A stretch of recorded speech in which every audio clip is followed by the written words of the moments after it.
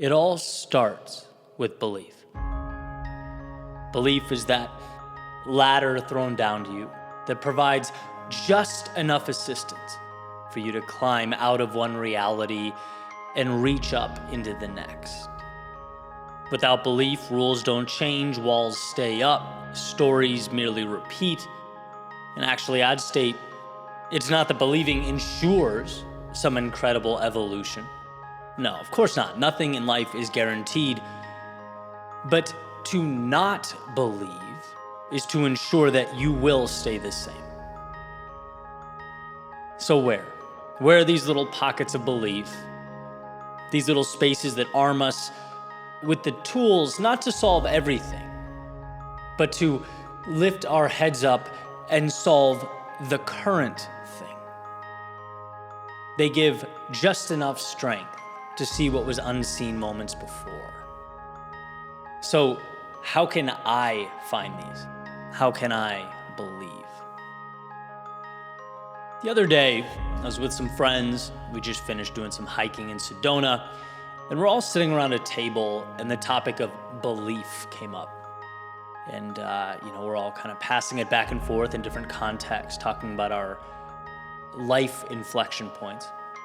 And one came up that I thought was incredibly powerful that I want to share with you. It's from my friend Adam.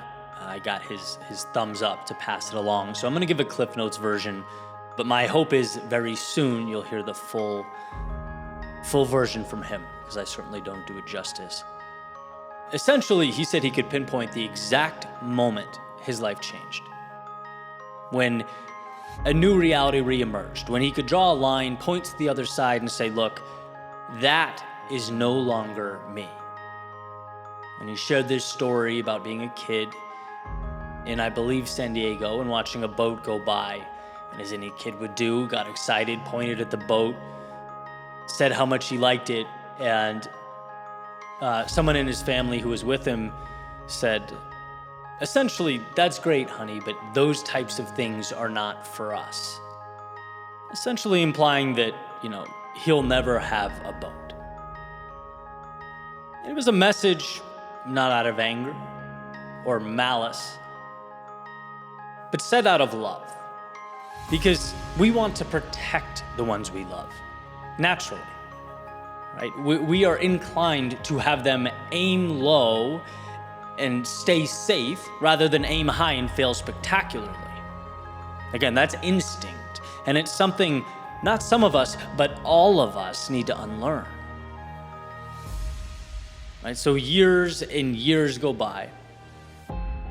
He finds himself in a difficult place in life. He's 33 years old, knows in his core he's ready for something else. There's more, but just can't quite break through.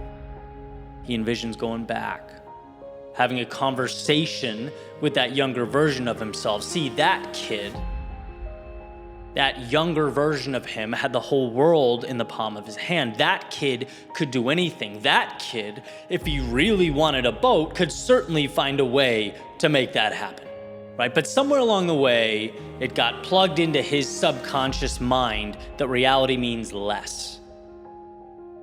That the best of the best, well, that's for the other guys. And we all, in one way or another, face this. It's in realizing that we've narrowed the scope of our realities that allows us to finally change. That's all it is, a realization. Now, I'm obviously biased because I think the world of the guy, but he is the 1% of the 1% in his space. Guy's an encyclopedia, started multiple successful businesses, right? Just changed the entire trajectory of his life, works with insane clients, does crazy things. It's not because he changed, it's because the way he saw himself changed. It's because his level of belief changed. No miracles, right? But when you broaden the size of your world, you broaden the permissions you give yourself. When you believe more is possible, you act in a way congruent with more. See, he did nothing but give himself permission to use that strength, that same strength he's been carrying around since he was a child.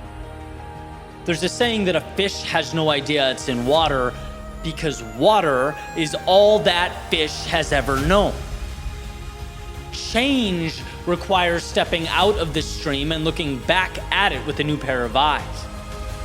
Realizing that restraints and limitations aren't always obvious.